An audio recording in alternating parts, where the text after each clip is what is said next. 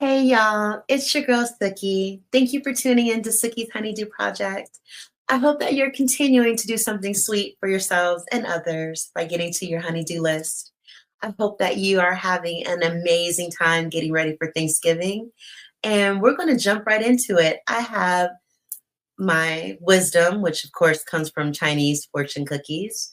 I have the three songs that I'm listening to, and I have a couple of stories. One crime scene story, and of course a 7-Eleven story because I love 7-Eleven with my whole heart. No lie. It is my favorite place. I love 7-Eleven. Okay. So I'm going to also talk about some movies that I've seen and what I'm going to be getting to this next couple of weeks. So pretty excited about that. First things first, the fortune cookie.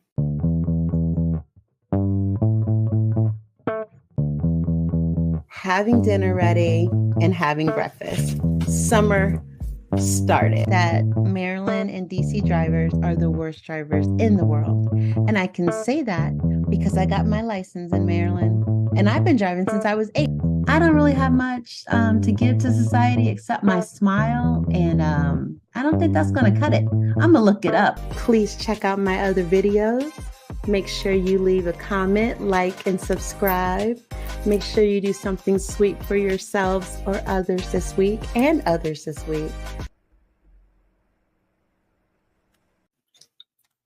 Let's see what it says. I have it in my hand. It's always worth taking the trouble to praise people. Let me do that one more time because Jesus, I paused. Okay. It's always worth taking the trouble to praise people. I love that. I always think it's always worth talking to people as well, which is why I always get stuck talking to people because you never know, like, if you're the only person that person was able to say something to that day. You never know if you are the person that helps them feel a little bit better about a situation. And I always want to be somebody's light. So it's like pretty much my whole goal is to make sure that I'm a light and a positive moment for whoever I encounter. So, which is why I end up talking to an old man at 7-Eleven while I was in my car. So I'm in my car. I got my Sprite because I'm addicted. It's legal. Don't tell my job. So I got my Sprite. I'm in my car. I'm about to pull out. An old man walks in front of my car, looks at my license plate, and he's like, "Oh my God." I'm like, "Oh my God." Like, so we're both doing this because I'm like, "What do you see?" And he says, "Your license plate. Those are my numbers for the lotto." I said, "Shut up. You know what that means. It means you got to play it. Now you have to play it. It's a sign." He said, "I know. That's what I said. That's what I said." It's okay. He said, "One time I didn't play it and the numbers hit." I said, "That's how it goes. That's why I'm not going to give me no numbers. Once you get some numbers, you have to continue on." That's how it messes with your head. Because the day you don't play those numbers, somebody got your money. See what I'm saying? And then you talk about it to random strangers for no reason, such as this man. But again, what the little thing said, it's never a bad time to praise someone. So I told him he was doing amazing and he's got to play the numbers. Then he went into his wallet. He told me that he was a maintenance man. All of a sudden, you're a maintenance man. Okay. So now he's a maintenance man. He wants to find his card so he can give it to me in case I need something fixed. I think I'm all right, but I get where you're going. I mean, why not? Why not promote yourself? Everybody should do it. Anyways. So this poor man was going through his wallet, and that wallet, it's been through something. It really has. It had a story to tell for sure. Like if that wallet could talk, it would say, "Kill me," probably. It would probably ask to die. You know what I mean? Anyway, so he couldn't find his card. So then he says, "Oh man, well maybe I'll see you next time." I said, You can see me next time at the 7-Eleven. Like we're in some kind of small town and I'm going to see Roy at the 7-Eleven, and me and Roy are going to talk about the day while we sit in front of the corner store, the General Mills store, the Woolworths. I live in a major city. You will never see me again. Anyways, it was super adorable. So then he gave me a wave, told me he can't wait to see me again, and he's running in to go play his numbers. So that was really adorable. My license plate saves lives. That's how you know I'm amazing. Okay, let's talk about the 3 songs I'm listening to. Mutt by Leon Thomas. River by Leon Bridges. That is a super sad song, but it is so beautiful. It is a beautiful song. I love it so much. And the last song is Babylon by SZA. SZA is the prettiest liar we have in R&B. She can sing her butt off, but all she does is lie. That's all she does. And when I meet her, because I will meet her one day, my goal is to be a hostess for a game show. I'm going to keep putting it out there. I want to be a hostess for like a cake competition or like some kind of competition. And I figure that's when I'll meet SZA and I'll say, I love you, but you can lie your butt off. That's what I'm going to say. Okay. Anyways, what have y'all been up to? What have you gotten into? Have you gone to see any movies? You see my popcorn bucket? I talked about this in other episodes. This popcorn bucket actually, it does put the bat signal on the wall. It actually like really works. And the reason why I have it propped up here is because I started The Penguin. That is an amazing show. Honestly, all comics should just go dark. Like, that's really the way to go. Like, fuck them kids. Like, just go dark. Because, man, it is trippy. Have y'all seen it? Have y'all checked out The Penguin? It is amazing. I do feel bad for the one actor who has to walk with that limp the whole time. That's got to be annoying. But I guess once you get that paycheck, you'll do anything for a little change. God, he's good. He is really good. He does this New Jersey, New York, Colin Farrell, New Jersey, New York, something accent. And you know, he's like from Scotland. Golly, they can surely nail us. Those English people, those Scottish people, they can really get our accent. We can't get theirs that well because it's a made up accent. How come when English and Scottish people sing, you don't hear it? You don't really hear the accent. Somebody's going to get on me for that. Scratch that. Forget I said it. forget I said anything. Like, it's a made up accent. You know, I was talking to somebody on Twitter and he used the word petrol. What the hell is petrol? Petrol? That's how I know it's a made up language. I guess all languages are made up, but English people are really made up. Petrol? What is that? That's like the given name of something where we say like the nickname, like gas, Slim, like it's just gas, which is also weed. Neither here nor there. Okay, so I have seen a couple of movies, got to check out Gladiator 2. Amazing.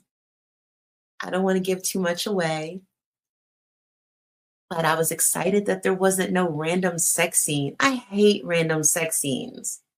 They do nothing to push the plot. I really don't care about seeing some actors, whatever. And then I just feel bad for the actors.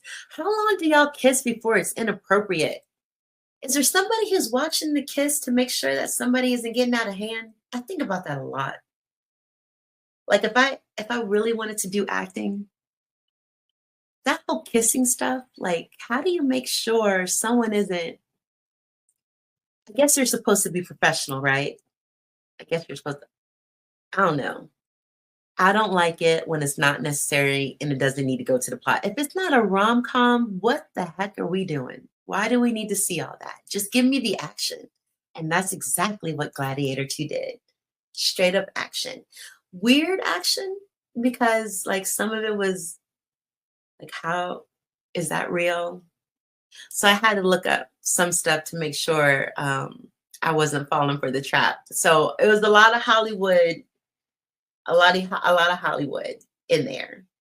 Some of it's true, like historically, but some of it was Hollywood for sure. So it made for good entertainment all around. I really did enjoy that one.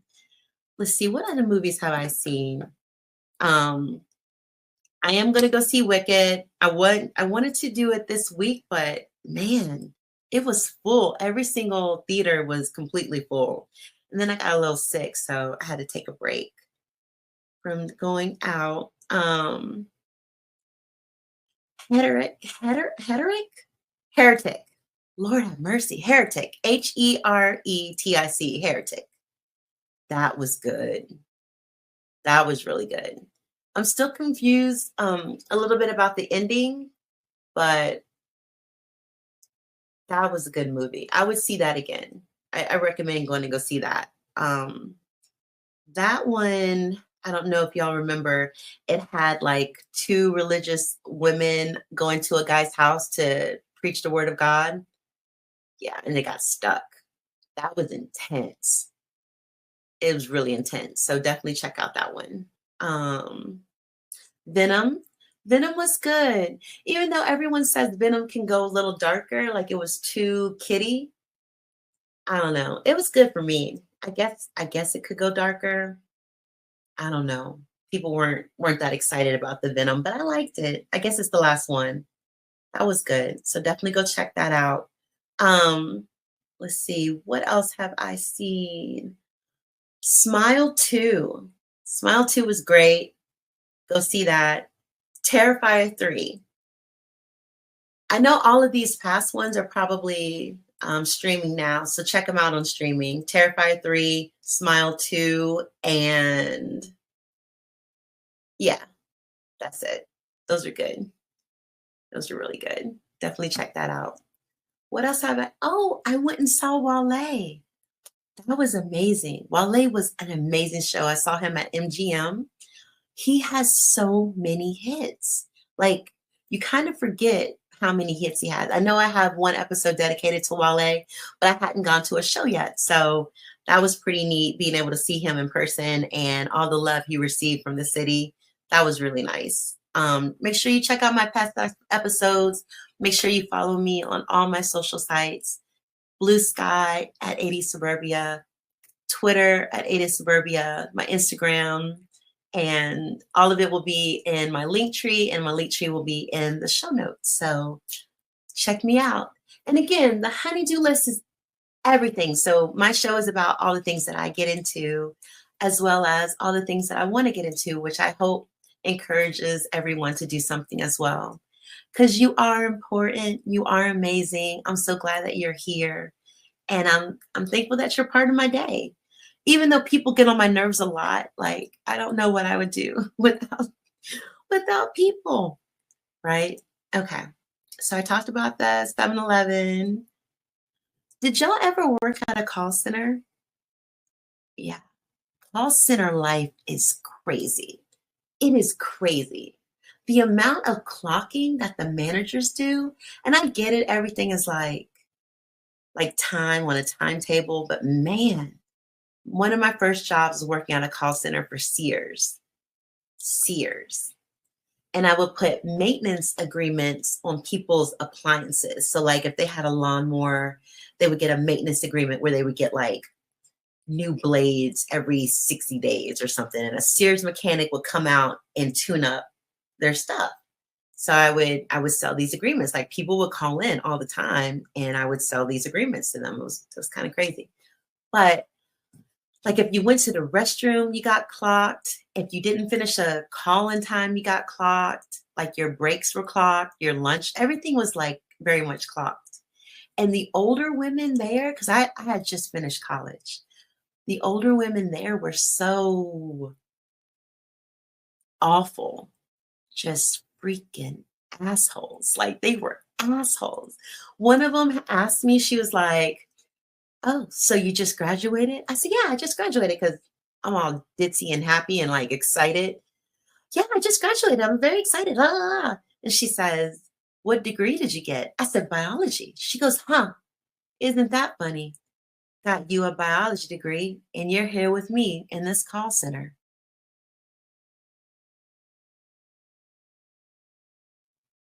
Why would you say that? I said, yeah, but I'm not going to be here for long. She said, okay. I said the same thing, and I'm going on 5 years. I said, yeah, that's the difference between me and you. I would never. I make deals with Jesus. When I'm in a situation, I say, Jesus, I'm going to do this for another 5 months, and then I'm going to need a change. And me and Jesus work it out. I was gone by the end of that year, which was like 3 months from when that woman told me that. So this was maybe like September, October. And I just started the job, right? So like September, October, whatever after you graduate. And then I was gone by that December, I was already out. My goal was to get a job in my field, in the science field, and I was able to do that. So, but man, she was crazy. So on top of her hating and then making all the other older ladies hate me for some ungodly reason, there was this guy that everybody was crushing on that I did not like. I did not like him at all. But he was flirting with me, and I seen how it made everybody else upset. So I was like, let's go with it, you know? He invites me over to his house. Let me segue. God protects children and fools for sure. You ever look back on your life and said, my God, what the hell was I doing? This is this moment. So I go to this man's house, right? He's got a two-eye burner on his table, like his dining room table. And that's where he was cooking the food. Like how he just got out of prison or something. And you know how you can tell someone just got out of prison? All their shit is lined up, like his shoes were lined up at the door. Now, some people are just clean, but some people have a CO, okay? Shoes were lined up, everything was positioned right, like everything was tucked. Like you can tell when a dude just got out of jail. You can see it in their dead eyes. So he's cooking me this meal on this two-burner stove thing, like because he didn't have an oven, I guess. I guess it was like a boarding room. Why was I there? Why was I there? And how did I make it out? And why was everybody crushing on a anyways? Okay, like so many questions. So he fixes me this meal, we eat this meal, and he tells me, you're lucky. I don't invite many women here. I don't let people into my circle like that. So it's amazing that I shared this with you. You shared your two-burner stove and some pork chops with me. I mean, it's very sweet. I'm not trying to mess up I'm not trying to yuck anybody's yum. I learned that. Yuck somebody's yum. I'm not trying to yuck anybody's yum. But don't go acting like I'm missing some kind of like amazing like package. This is not the package I need. My mama is not going to like this. My mama is not going to be happy about this two-eye burner on your table. So then he asked me if I wanted to spend the night. Now at this time I'm like what, 21, 22. So he's like 40. So that should have been a flag, right? That should have been a flag. God, the Lord protects children and fools, my God. So he says, are you going to spend the night? I said, why would I spend the night? He said, because I thought we were feeling each other. And I said, I thought we were eating. So then I went home because what the hell? He was mean to me after that because I didn't want to stay in his boarding room with his jail slippers. Incredible. incredible. The Lord protects children and fools. I'm trying. What was I doing in that room with the pork chops? Sometimes you just got to question yourself, like, what were the choices that you made? And how has the Lord saved you? Because Jesus. Make sure you check out my past episodes. Make sure you like, subscribe, and follow, because that's what helps me get to see more people. And I appreciate all the support. If you could just support me in that way, just tell somebody about the show. Have them turn it on at Best Buy. One time, one of my friends turned my show on Best Buy on all the television. And that's a way to get up some streaming numbers. That was a good friend. That was a really good friend. Like, okay. So I did talk about how I got a little sick. I got a little sick out of nowhere. It wasn't COVID. I guess it was just a regular cold. So I went and got me some Theraflu. I don't know when the last time I had Theraflu, but it does not save you. It knocks you out. It sends you into a coma, and you have no choice but to get better because you are dead. I woke up, I thought it was the next day. And it was. I was knocked out for 8 hours. What the heck? I don't sleep for 8 hours. I don't even sleep for 4 hours. My mouth was all gummy. My hair was all over my face. I was like, jeez. I woke up with like a start, like, where are we? It felt like I was in a time warp. You know what? When I bought the Theraflu, they carded me because they should. They should card everybody who gets that shit. It should be illegal. I see why the meth heads are using it. That shit knocked me the fuck out. I was gone. And there was, all I remember is drinking it and then nothing. They should actually, doctors should have to give you Theraflu. It's too easily accessible by the public. I was in a coma. I was gone. There was no sickie. There was no sickie. Sickie was gone. Never again. Never. And I still had a little bit of like the cough, and I was like, maybe I'll get me some more Theraflu. And then I remembered, I don't like being in a coma. That's not my bag. The fuck? Theraflu does not help you. Theraflu kills your spirit and then rebuilds it. That's what it does. Insane. Insane. Why did I pick that? Do y'all use Theraflu? That's crazy. It should be listed with my Adderall, honestly. Dangerous drug. Like, why is it over the counter? It's too powerful. It's too powerful for the regular person. I don't think that was a good idea. Okay. So I think we've talked about the fact that I cannot bake. I can't bake. I've tried. People have sent me recipes. I've done all I could. I can't bake. I can make soup though. I made chicken tortilla soup. Put that mug on the crock pot for 6 hours. And it was delicious. I did not take a pretty picture, so I'm going to probably steal somebody else's picture and show you an example of what chicken tortilla soup looks like. What's crazy is whenever my neighbors fix something awesome, they always bring me a plate or a bowl, and they let me keep the Tupperware. So now I think it's incumbent upon me to start cooking for my neighbors, but not sharing the Tupperware. I ain't doing all that. They're very sweet.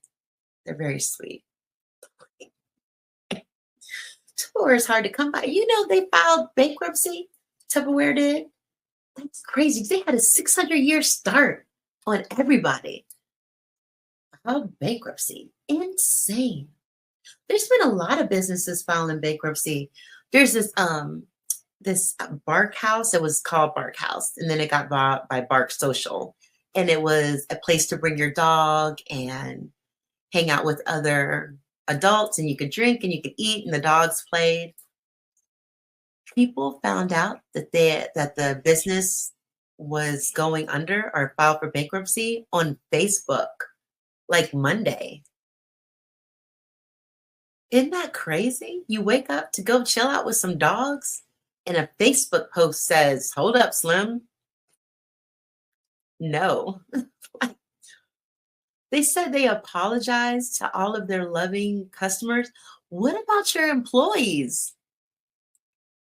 That's crazy. I don't know if we're going to see a lot more of that happening because everything's kind of topsy-turvy.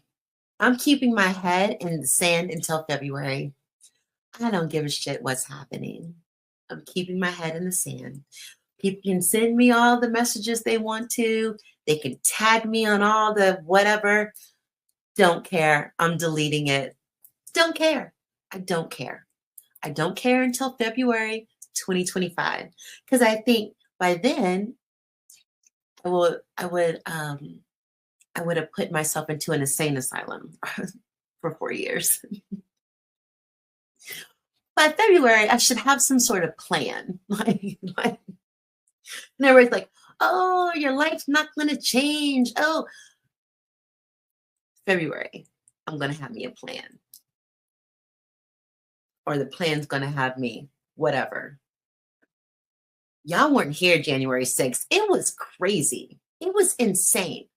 I didn't even know what the word insurrectionist was. That was just a riot where I'm from. But no, insurrectionist. The fuck? That was annoying. That was a riot. That was pure and simple riot. Insurrectionist. I hate learning new words because somebody did something. Annoys the hell out of me. Insurrectionist. The fuck? I'm still mad about that. Like the whole thing. Peed on Nancy Pelosi's desk. The point is this. I'm sticking my head in the sand until February. And I don't feel any type of shame about that. I'm going to be one of those people, oh, I don't do politics. That's what I'm going to say. It feels good. It feels good not to take the responsibility on of like saving democracy. Sticking my head in the sand. I don't care about saving anything except bras. There is a sale at Soma right now and Victoria's Secret. So guys and ladies and my non-binaries, it is time to get some bras. Black Friday, those sales are going up. You know, these things, they don't do cheap. So Soma, Victoria's Secret, okay? Black Friday. That's all I'm going to be focused on. Sales and shenanigans. That's it. That's all I'm doing. That is all I'm doing. Like, I can't save democracy. It's too embarrassing. Okay, let's see what else have I gotten into. I've been running. I've been training for a 5K, which is just a little over 3 miles. I don't understand why we use these measures of like unit of measures when they don't make any sense. Why can't we just use the American unit of measure? Why are we combining them and they're not making any sense? Because I feel like if I'm running a 5K, I should be running 5 miles, right? I should get the credit, but it's just 3 miles and it sucks. So I know people that can do a 6-minute mile over the age of 40. Favor is not fair. You know how long it takes me to do a mile? 15 minutes. And I'm dying each minute. And people want to talk to me. I can't talk. I'm focused on breathing. I cannot talk. So I'm still training. I've gotten up to 2.5 miles without having to stop. So I'm pretty excited about that. And now that it's winter, I don't know what I'm going to do. I decided to like try Just Dance in the house. So I've been doing that, me and my daughter. We did that today, actually. And I am doing my dances. I'm like, I'm going for it, like sweating, like sweat is pouring down my face. I can't even see because it's like curtains of sweat. Just Dance on the PlayStation. Freaking sweating like glasses are fogged up. I am sweating. I look over to my daughter. She is jumping up and down, waving her hands in the air, scoring higher than me. I'm over here trying to get the moves down. I'm like, knocking it out the park, making sure I'm hitting all the robots. And Amaya, she's just waving her hands in the air and jumping. Now, if I hadn't looked to the side, I would have never known she was cheating. I would have never known. I was fighting for my life. Fighting for my life on some Katy Perry, and she's over here jumping like a starship. Children are the worst. They are the worst. And she said, listen, Mom, you work smarter, not harder. My blood pressure has gone through the roof. What are you talking about? I was fighting for my life. She said, well, did you close your ring? I did. I closed my ring on my iPhone watch, Apple Watch. I did close it. So I guess I accomplished something. But she was cheating. My own flesh and blood. Anyway, so I got to figure out another plan to get this workout going. And I'm in a competition with my brother and my dad to lose 10 pounds by the end of December. And I think I'm winning. I think they're going to let me win because I'm a girl. Like, and that's what I'm going to tell them both if I do not win. Hey, guys, dad, brother, I win just because I'm the girl. Favor is not fair.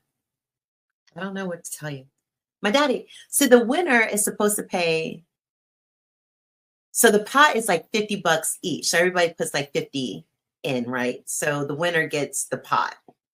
So I'm not paying my dad and my brother no money. I'm going to do that. But also, I think I am in the lead. Hopefully they won't watch this and know that I'm not going to pay them. I think my brother knows I'm not going to give him no money. I think he knows that. We are 9 months apart, so he should know. He should know. I'm not giving him no money. I understand we shook on it or whatever, but what the hell? Is that cheating? Is this where my daughter gets it from?